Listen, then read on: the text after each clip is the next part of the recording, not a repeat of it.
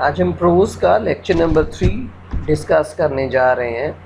Pros आपको comparatively short लग रही होगी और उसकी बुनियादी वजह जो है वो ये है कि क्रिटिसिज्म और प्रोज़ वर्क्स जो हैं वो मिलते जुलते हैं। वही ऑथर्स हैं जो हम क्रिटिसिज्म में डिस्कस कर चुके हैं, वही ऑथर्स हैं जो हम नावल में डिस्कस कर चुके हैं और वही प्रोज़ वर्क्स है। तो बाज़ औक़ात एक ही वर्क जो है उसे हम क्लासिफाई करते हैं प्रोज़ वर्क भी और क्रिटिकल वर्क भी। जिस तरह वर्ड्सवर्थ को देख लें, कॉलरिज को देख लें, चार्ल्स लैम्ब को देख लें, तो इन लोगों के जो वर्क्स हैं वो क्रिटिकल वर्क्स भी वही हैं जो इनके प्रोज़ वर्क्स हैं। तो इसलिए उनको हम स्किप करते हुए आगे जा रहे हैं।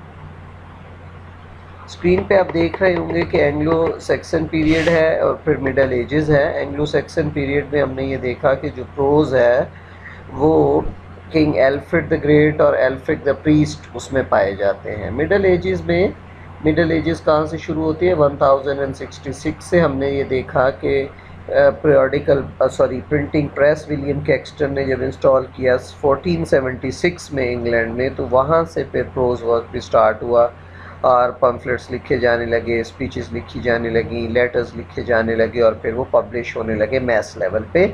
और सर फिलिप सिडनी से हम ज़्यादा प्रोज़ वर्क शुरू करते हैं कि फिलिप सिडनी की आर्केडिया जो थी और जो डिफेंस ऑफ पोइज़ी थी, वो दोनों वर्क्स जो हैं, अगरचे वो डिफेंस ऑफ पोइज़ी तो प्योरली क्रिटिकल वर्क है, लेकिन फिर भी हम उसे प्रोज़ वर्क पे कंसिडर करते हैं। फिर इसी ज़माने में फ्रांसिस बेकन आता है, ऐसे की एक नई टाइप आती है। ये रेनेसेंस का टाइम भी इसी के साथ कोइंसाइड कर रहा है। तो ऐसे जो है ये फ्रेंच में शुरू हुआ था, लेकिन इंग्लिश में भी फिर ऐसेज लिखे जाने लग गए। और नेक्स्ट में हम देखते हैं कि रेस्टोरेशन में और 18th सेंचुरी में, रेस्टोरेशन एज में अब हम देखते हैं कि ये जो पूरी 17th सेंचुरी है उसमें पम्फलेट राइटिंग जो है, यानी एक सिंगल पेज पे राइटिंग बड़ी प्रोमिनेंट हो जाती है और उससे प्रोज़ का आगाज़ होता है। देन 18th सेंचुरी में हम देखते हैं कि बात पम्फलेट राइटिंग से बढ़ के स्पीचेस और लेटर्स से बढ़ के पीरियोडिकल प्रेस तक और मैगज़ीन्स तक आ जाती है और मैगज़ीन्स छपने लग जाते हैं जिसमें प्रोज़ वर्क छपने लग जाता है, क्रिटिकल रिस्पॉन्सेज लोगों के छपते हैं, क्रिटिकल रिव्यूज़ छपने लगते हैं। तो यहाँ से हम देखते हैं कि रियली प्रोज़ वर्क बहुत ज़्यादा मिलता है, क्रिटिसिज्म भी बहुत ज़्यादा हो जाता है क्योंकि बुक्स पब्लिश होना शुरू हो जाती हैं 18th सेंचुरी में। और मैथ्यू आर्नल्ड ने तो 18th सेंचुरी को एज ऑफ प्रोज़ भी कहा था। फिर रोमांटिक पीरियड में और देन विक्टोरियन और फिर मॉडर्न पीरियड में हमें प्रोज़ जो है वो अच्छी खासी प्रोज़ जो है वो हमें मिलती है। तो अभी हम देखते हैं नेक्स्ट जो है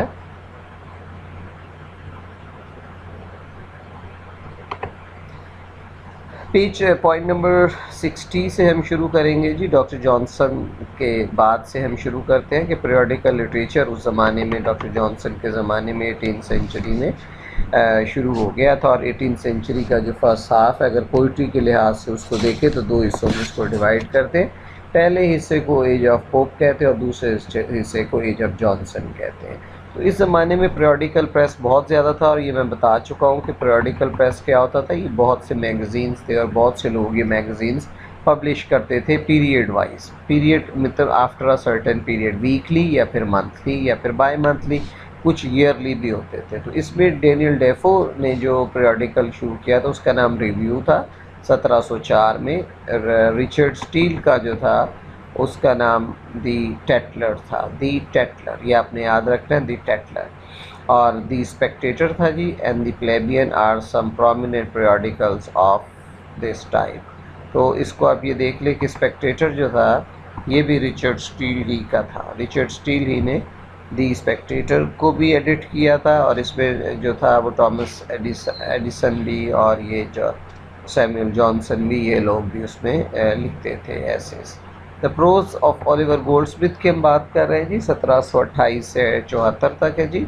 एस्टॉनिशिंग रेंज और वॉल्यूम है। Then his citizen of the world is a series of imaginary letters from a China man. ये आपने याद रखना है कि the citizen of the world क्या है जी? ये प्रोज वर्क है। किसने लिखा है? ओलिवर गोल्डस्मिथ ने लिखा है। ये क्या है जी? इसमें एक सीरीज़ है इमेजिनरी लेटर्स की जो कि from a China man. Chinese एक है, वो इमेजिनरी एक चाइनीज़ है जी, जो लेटर्स लिखता है और कमेंट करता है इंग्लिश सोसाइटी पे। वो बड़े सिंपल और बड़े श्रूड से है, यानी इंग्लिश सोसाइटी को ओलिवर गोल्डस्मिथ ने ये दिखाया कि किस तरह फॉरेनर्स उसको देखते हैं। देन एडवर्ड गिबन का एक इम्पॉर्टेंट वर्क है जी। नेक्स्ट हमारे पास जो प्रोज राइटर है इस एज का, वो एडवर्ड गिबन है जी, 1737 से 94 तक। ईगर रीडर था जी हिस्ट्री का from his earlier years. His private historical studies led him to become Catholic, और ये कैथोलिक फिर बन गया when he was 16, which resulted in his expulsion from Oxford University। अब यहाँ से 2 पॉइंट नोट करने वाले हैं। पहली बात ये कि कैथोलिक कौन होता है, जो पुराने ख़यालात के मालिक थे, या जो मेन स्ट्रीम क्रिश्चियनिटी थी उस वो कैथोलिक मज़हब था, फ़िरका था, और इनका जो हेडक्वार्टर था वो इटली के शहर रोम में था, जहाँ पे पोप बैठता है। जो प्रोटेस्टेंट्स थे, दूसरा फ़िरका, ये कदरे मॉडर्न लोग थे और ये चाहते थे कि पोप की अथॉरिटी नहीं होनी चाहिए, आपको बाइबल के थ्रू गॉड से खुद कनेक्ट करना चाहिए। और हमने पढ़ा था कि रेनेसांस और रेफर्मेशन की जो मूवमेंट्स थी उनके रिज़ल्ट के तौर पे प्रोटेस्टेंट चर्च जो था वजूद में आया था, और इसका बानी मार्टिन लूथर था। जर्मनी से ये जर्मन मंक था और प्रीस्ट था, और इंग्लैंड में ये हेनरी VIII जो क्वीन एलिज़ाबेथ का फादर था, उसने प्रोटेस्टेंट चर्च की बुनियाद रखी थी और इसका नाम रखा था द चर्च ऑफ इंग्लैंड। तो ये आपने बात याद रखनी है कि ये गिबन जो था, ये जब रोमन कैथोलिक हुआ तो इसको ऑक्सफोर्ड यूनिवर्सिटी से निकाल दिया गया था। अब आप टाइम पीरियड देखें कि 1737 में, 18वीं सेंचुरी के मिड में भी आप देखें कि ऑक्सफोर्ड यूनिवर्सिटी में भी प्रोटेस्टेंट्स को दाखिला नहीं दिया जाता था। Edward Gibbon is famous for his historical work the decline and fall of Roman empire. ये आपने याद रख लेना है हर हाल में, ये एग्ज़ाम में आने वाला पॉइंट है, और हम अक्सर आता होता है कि the decline and fall of Roman empire किसने लिखी है। तो ये एडवर्ड गिबन का वर्क है, ये आप लोग इसके साथ स्टेरिक लगा लेंगे। देन है जी हमारे पास नेक्स्ट नेम, उसका नाम है जी Edmund Burke. Edmund Burke is one of the masters of English prose. He was a great orator also. Orator कहते हैं जो तकरीर करता हूँ, मुबल्लिग। His speech on American taxation is very famous. His speech on American taxation, America उस वक्त colony था इंग्लैंड की, तो वहाँ पे जो टैक्सेशन का निज़ाम था उस पर इसने स्पीच की थी जी। और revolution in France and letter to a noble lord are his notable pamphlets. तो पैम्फलेट इसने लिखे थे जी, रेवोल्यूशन इन फ्रांस और फिर a letter to a noble lord. ये एडमंड बर्क के जी काम है। His letters of Lady Mary Wortley Montagu, earl of Chesterfield, Thomas Gray and Cowper are good prose works in English in 18th century literature। तो ये भी इसके works हैं। ये मेरा ख्याल आपको इतना ज़्यादा डेप्थ में जाने की ज़रूरत नहीं है, ना ही आपको याद होंगे, इसको आप स्किप भी कर सकते हैं। Thomas Carlyle is another prominent prose writer of the 19th century जी। थॉमस कार्लाइल ये आपने याद रखना है। His works consist of translations, essays and biography. उस वक्त देखिए ना, 18वीं सेंचुरी बड़ी इंपॉर्टेंट एज थी, तो इसमें ट्रांसलेशंस हो रही हैं, एसेज लिखे जा रहे हैं, पैम्फलेट्स लिखे जा रहे हैं, बायोग्राफीज़ लिखी जा रही हैं, ऑटोबायोग्राफीज़ लिखी जा रही है। और बायोग्राफी और ऑटोबायोग्राफी में डिफरेंस ये है कि जब आप अपनी लाइफ स्टोरी खुद लिखते हैं तो उसे ऑटोबायोग्राफी कहते हैं, और जब कोई और आपकी लाइफ के बारे में लिखता है तो उसे बायोग्राफी कहा जाता है। Of these the best are his translation of Goethe's Wilhelm Meister's apprenticeship, is the life of Schiller and his essays on Robert Burns and Walter Scott and the French Revolution। सबसे important work जो है इसका The French Revolution by Carlyle। ये सबसे important work है जी Thomas Carlisle का, इसे आपने याद रखना है। बाकी को आप स्किप भी कर सकते हैं, लेकिन दी फ्रेंच रेवोल्यूशन को आप किसी भी सूरत में स्किप नहीं कर सकते। ये कार्लाइल का बहुत इंपॉर्टेंट वर्क, और एग्ज़ाम में आप पास पेपर्स देखें, ये क्वेश्चन अगेन एंड अगेन पूछा गया। The essays of Elia was prose work of Charles Lamb. ये बहुत इंपॉर्टेंट वर्क है जी। चार्ल्स लैम्ब जो था वो एलिया के नाम से एसेज लिखता था, इसका ये पेन नेम एलिया था, तो इसके एसेज का नाम भी द एसेज ऑफ एलिया था। Lamb use pen name Elia. Charles Lamb 1575 से 1834 तक। ये भी 18th सेंचुरी ही में इसको हम कंसिडर करेंगे, क्योंकि विक्टोरियन एज 1837 से रफली स्टार्ट होती है। Was an 18th century poet, essayist and literary critic. तो आपने इसकी एक तो एजेस याद रखनी। चार्ल्स लैम्ब किस एज से था जी? 18th सेंचुरी से था। और ये आप इससे इसको अब 1837 से लेकर 1901 तक जो भी राइटर आएगा वो विक्टोरियन कहलाएगा। उसके बाद है जी मैकॉले, लॉर्ड मैकॉले है जी, इसको कहते हैं, who wrote extensively, he contributed for the Encyclopedia of Britannica and the Edinburgh Review.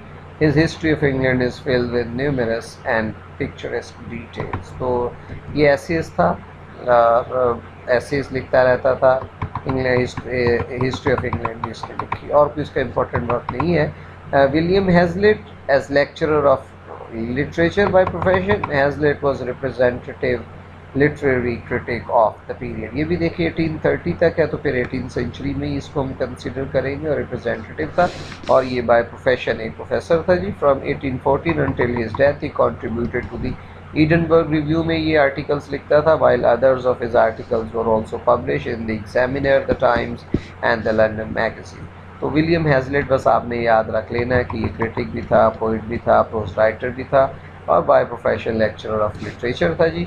और विलियम हैजलिट की ये सबसे इम्पॉर्टेंट वर्क है जी, कैरेक्टर्स ऑफ शेक्सपियर्स प्लेस।